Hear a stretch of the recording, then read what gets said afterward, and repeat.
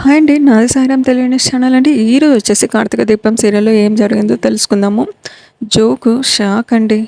Mind గేమ్‌లో ఏంటో తెలియకుండానే శౌర్యాన్ని అడ్డుపెట్టుకొని, మమ్మీని, దీపాన్ని అడ్డుపెట్టుకొని డ్యాడీని మార్చాలని చూస్తున్నావు కదా బావ అని జోష్న అంటుంది. ఈ తెలివితేటలు వాడే కదా అత్తయ్య, మామయ్యని విడదీశావని కార్తీక్ అనగానే జోష్న షాక్ అవుతుంది.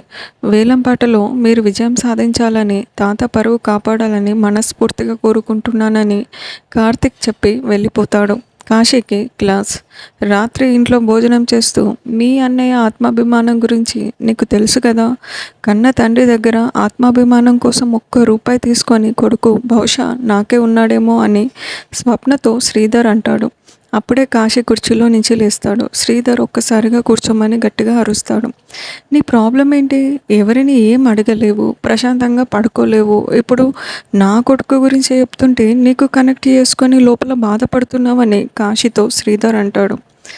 ఎన్నాళ్ళు ఖాళీగా ఉంటావని నసపెడుతున్నానా? నీకు నచ్చినట్లు ఉండు, రెస్ట్ తీసుకో, టైం తీసుకో, మంచి ఉద్యోగం చూసుకో. సంవత్సరం టైం పట్టని అయితే ఏంటి, ఫ్రీగా ఉండు, ఫ్రెండ్లీగా ఉండు.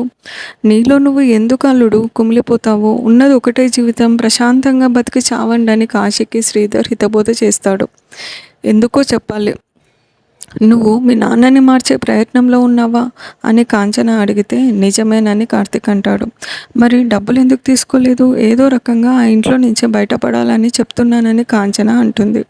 అప్పుడే శ్రీధర్ వస్తాడు. నీ భార్య కోసమే అగ్రిమెంట్ మీద సంతకం పెట్టావు, కానీ బయటపడే ఛాన్స్ వస్తే ఎందుకు తీసుకోలేదని శ్రీధర్ అంటాడు. వడ్డీ లేని అప్పు ఇస్తానంటాడు.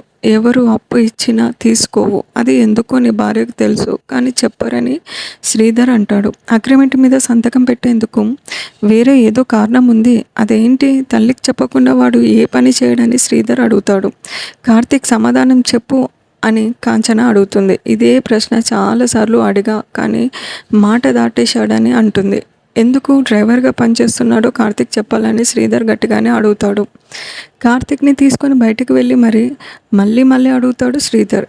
మిమ్మల్ని వదిలేసి చాలా పెద్ద తప్పు చేశానని ఎమోషనల్ అవుతాడు. నా స్థానంలో నువ్వు ఉంటే, నీ కొడుకు డ్రైవర్గా పనిచేస్తుంటే ఆనందంగా ఉండగలవా అని ప్రశ్నిస్తాడు శ్రీధర్.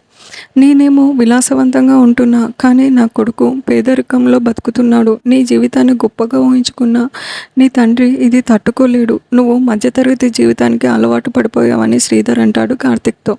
దీని అంతటికీ కారణం దీప. నువ్వు రోడ్డు మీదకి రావడానికి కారణం దీపను పెళ్లి చేసుకోవడమే. దీపే నీ ప్రాణాలు కాపాడింది. అలాగని నువ్వు దీప గురించి ఏం చేయలేదా?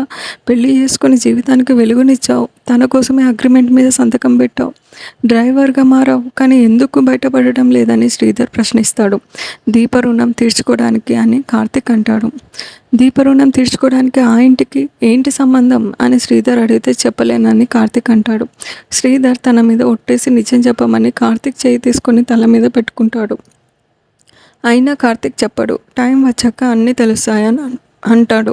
రాజ్యాన్ని వదిలేసిన రాజుకే తెలుసు మాట విలువేంటో, ప్రాణం ఇచ్చిన మనిషికి ఎంతగా రుణపడి ఉండాలని కార్తీక్ తిరిగి ప్రశ్నిస్తాడు. సంబంధం ఏంటో నేను తెలుసుకుంటానని శ్రీధర్ అనుకోవడంతో నేటి కార్తీక దీపం 2 సీరియల్ ఎపిసోడ్ అయితే ముగుస్తుందండి. రేపటి ఎపిసోడ్తో నేను మళ్ళీ మీ ముందుకు వస్తాను.